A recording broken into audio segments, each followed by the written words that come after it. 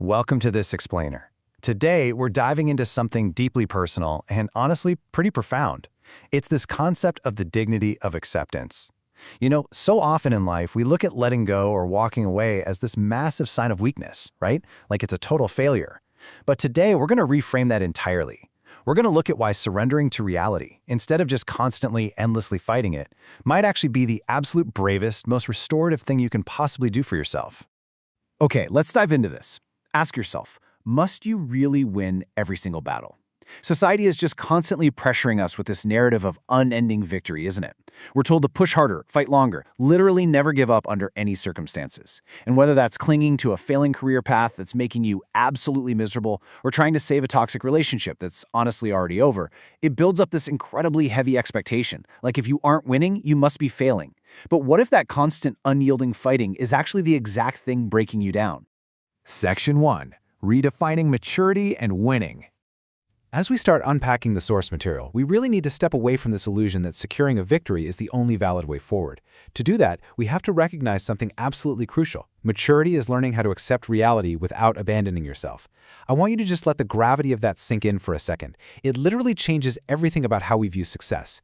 See, true maturity, it's not about conquering every obstacle or forcing the whole world to bend to your will. It's about standing face to face with a reality you didn't choose, and instead of losing your mind or breaking your spirit, you hold on to who you are. You maintain your core self even when reality hits you incredibly hard.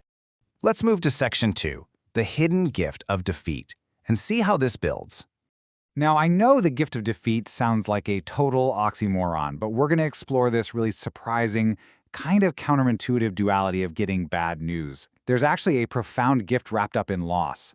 When bad news first hits, it feels like total destruction. The floor literally drops out from under you. But hidden right inside that bad news is an ending. And you know what? That ending frees you. It frees you from prolonged suffering, that absolute agony of being stuck in limbo. It frees you from false hope, which is just keeping you chained to an impossible fantasy. It frees you from denial, so you can finally live in the truth.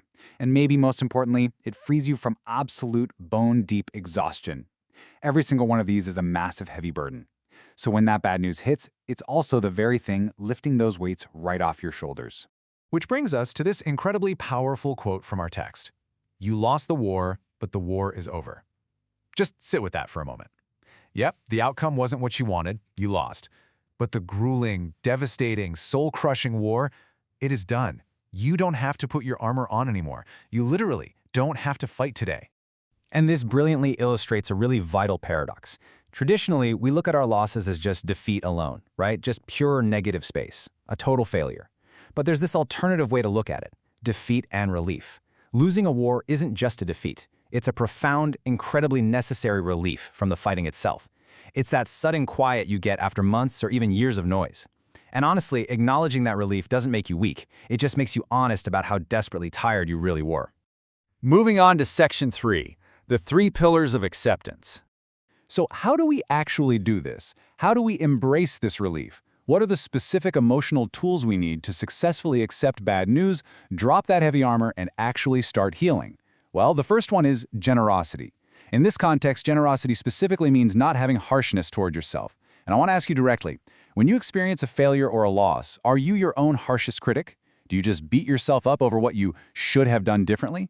Look, to accept reality, you absolutely have to offer yourself some grace. You really must actively stop that internal harshness.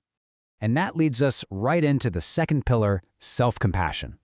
The text defines this as the ability to grieve without self-hatred. It's completely natural to feel deeply sad when a chapter ends or when a battle is definitively lost. It's kind of like mourning the end of a long friendship, Grief is a totally normal human process, but we have to completely separate that natural, healthy grief from toxic feelings of self-loathing. You can and absolutely should mourn a loss without hating yourself for losing. Finally, we have to practice self-consideration. This is basically understanding that healing matters so much more than pride. Sometimes we keep fighting a lost cause simply because our ego just cannot handle the perceived embarrassment of giving up. But your personal recovery, your mental well-being, your future, those are infinitely more valuable than protecting your pride. You've got to let the ego take the hit so your body and your mind can actually finally heal. So the crucial point is this. Sometimes we suffer more from resisting truth than from the truth itself. And this is exactly why generosity, self-compassion, and self-consideration matter so much. When we don't have those tools, we end up fighting reality. And fighting reality just creates this secondary, totally unnecessary layer of pain. The truth might sting, sure, but wrestling with the truth, that is what causes agonizing, prolonged suffering. Now let's clear up some major misconceptions right here, right now. Acceptance does not mean that you liked what happened. It does not mean you approved of it, and it certainly does not mean you stopped caring about the outcome. Those are the myths that keep us trapped in the fight. Acceptance simply means, I will stop fighting reality so I can begin rebuilding myself. That is such a beautiful, reconstructive way to look at it. It's a conscious, intentional decision to stop wasting your energy on the impossible so you can finally channel all of that energy into your own rebuilding. Which brings us to Section 4, the true meaning of strength. We're going to bring all these concepts together now to totally redefine what resilience and strength actually look like for you, because honestly, it's probably not what you've been taught.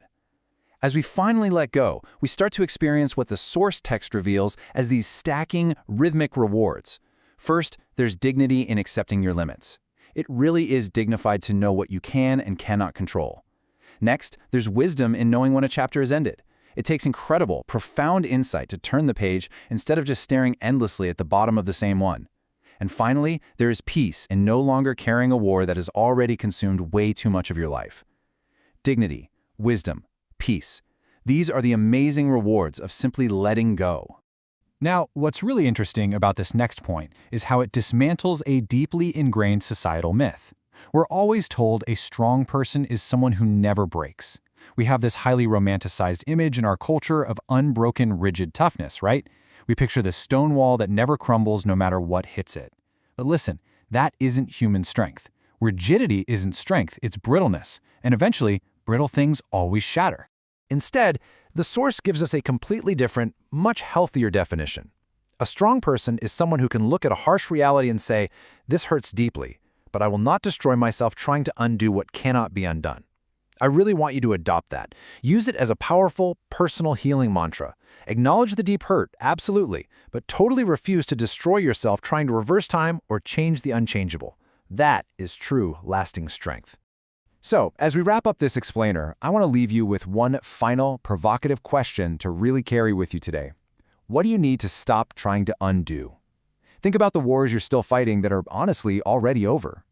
Take this newfound wisdom, apply it directly to your own life, find your dignity and acceptance, and begin that amazing process of rebuilding yourself. Thanks so much for joining me today, and I'll catch you next time.